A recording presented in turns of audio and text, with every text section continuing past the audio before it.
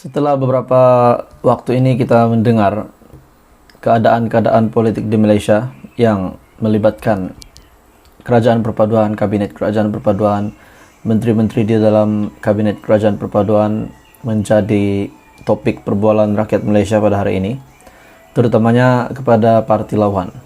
Kita sudah tahu banyak yang tak berpuas hati. Tapi hari ini saya nak kongsi dengan kamu satu kesan kepada PAS, kepada Hadi Awang. Setelah kita dapat melihat respon beliau menyerang kerajaan perpaduan bertubi-tubi, hari ini satu tindakan akan dikenakan kepada Presiden PAS tersebut. Tapi tuan-tuan dan puan, sebelum saya meneruskan perkembangan terkini politik di Malaysia, saya meminta jasa baik kamu untuk tekan butang subscribe channel ini supaya kamu tidak terlepas perkembangan-perkembangan terkini politik di Malaysia. Hari ini tuan-tuan dan puan, daripada biharian.com telah mengesahkan polis akan membuat satu tindakan kepada Presiden PAS. Inilah yang paling dinantikan dinantikan daripada penyokong-penyokong Datuk Seri Anwar Ibrahim. Apa tindakan yang akan dikenakan kepada Hadi? Seperti yang kita tahu, Hadi Awang sebelum ini dan juga Muhyiddin Yassin menyerang kerajaan perpaduan, menyerang status Perdana Menteri Datuk Seri Anwar Ibrahim. Bahkan selepas Datuk Seri Anwar Ibrahim mengangkat sumpah pun, mereka sudah mulai menyerang, sudah mulai mempertikaikan, mempersoalkan keabsahan Datuk Seri Anwar Ibrahim sebagai Perdana Menteri ke-10. Bahkan setelah kabinet dibentuk, setelah menteri-menteri sudah dilantik, dan yang paling mereka tak puas hati, pelantikan Zahid Hamidi. Tapi seperti yang kita tahu, Datuk Seri Anwar Ibrahim sendiri membuat kenyataan, selagi belum dihukum, selagi itu belum bersalah. Dan itu adalah konsep undang-undang.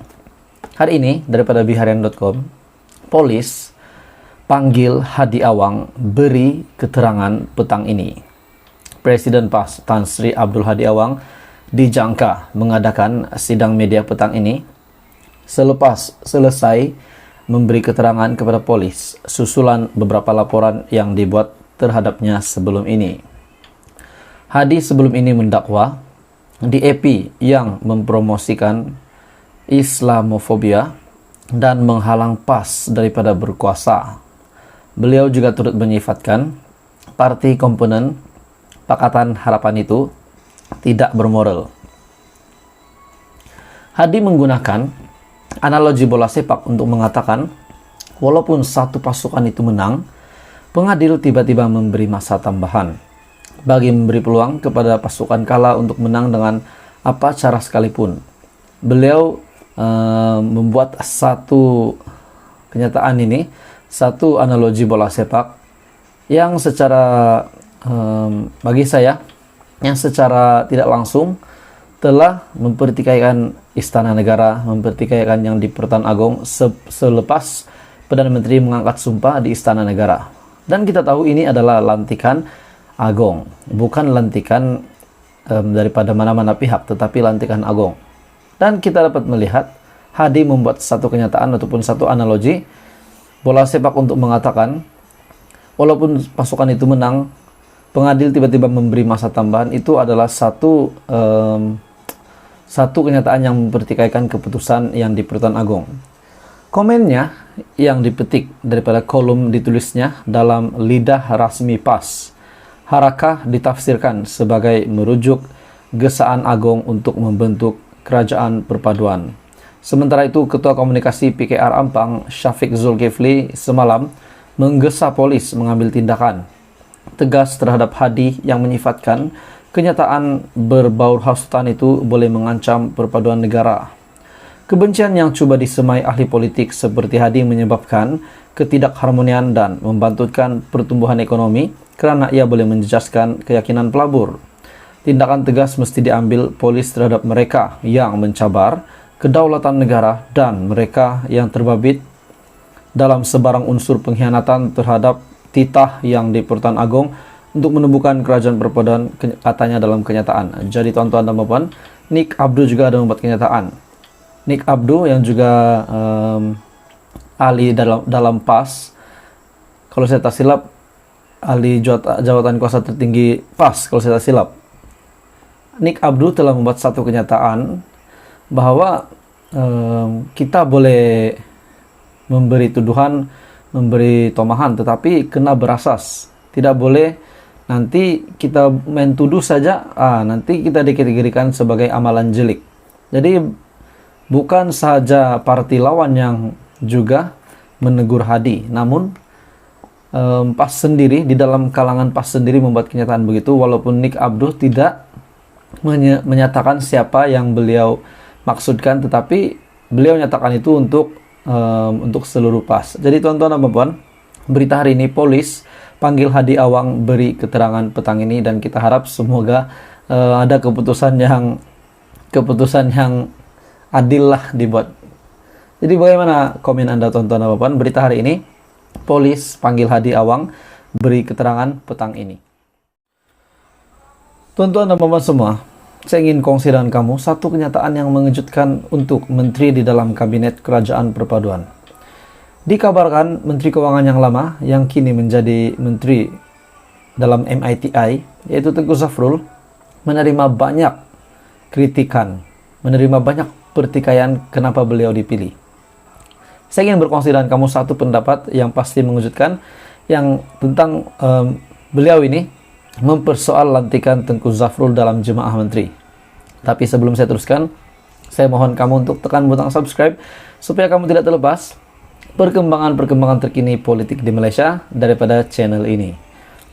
Seorang pemimpin, pejuang, menyelar pelantikan Tengku Zafrul sebagai Menteri Perdagangan, Antarabangsa dan Industri ataupun MITI dalam barisan jemaah menteri Anwar Ibrahim dan mempersoalkan lantikannya. Ketua Biro Hal Ehwal Antarabangsa, pejuang Tarik Ismail Mustafa dalam catatan di Facebook turut mempersoal apakah jaminan yang rakyat Malaysia miliki apabila lantikan akan mempunyai kepentingan terbaik negara dan bukan pelobinya. Adakah menteri yang dilantik itu bebas daripada sebarang dakwaan berkaitan skandal RM600 bilion berkaitan Perdana Menteri ke-8, yaitu Tan Sri Muhyiddin Yassin, Panama Papers, dan pelbagai lagi dakwaan serius yang dilemparkan kepadanya sepanjang kempen PRU 15. Tuan-tuan dan puan, Menteri Keuangan yang lama Tengku Zafrul pernah bekerja di bawah Muhyiddin Yassin. Dan hari ini seorang ahli politik pejuang, Ketua Biro Hal Ehwal Antarabangsa Pejuang Tarik Ismail mempersoalkan satu soalan yang sangat mengejutkan. Adakah Tengku Zafrul yang dilantik itu bebas daripada sebarang dakwaan berkaitan skandal RM600 bilion? Sebab pada waktu itu beliau di bawah pimpinan Muhyiddin Yassin. Tengku Zafrul sebelum ini berkhidmat sebagai Menteri Keuangan dalam kerajaan yang diketuai oleh bekas Perdana Menteri Muhyiddin Yassin dan juga Ismail Sabri Yaakob. Saya percaya bahwa pelacur lebih memilih pelanggan mereka, karena apa yang saya dengar bahwa dia melobi dirinya tanpa segan silu. Sedih melihat seorang jantan gadai marwahnya untuk jawatan, kata Tarik lagi. Beliau turut bertanya sama ada Tengku Zafrul akan mengutamakan keperluan syarikat Malaysia dalam perjanjian komprehensif dan progresif bagi perkongsian Trans-Pasifik ataupun CPTPP. Tarik turut membidas Anwar kerana tunduk kepada tekanan dan meneruskan pelantikan mengelirukan seperti itu, termasuklah Presiden UMNO Ahmad Zahid Hamidi sebagai timbalan Perdana Menteri. Zahid juga didakwa atas 47 pertuduhan rasuah, pecah amanah, jenayah dan pengubahan wang haram.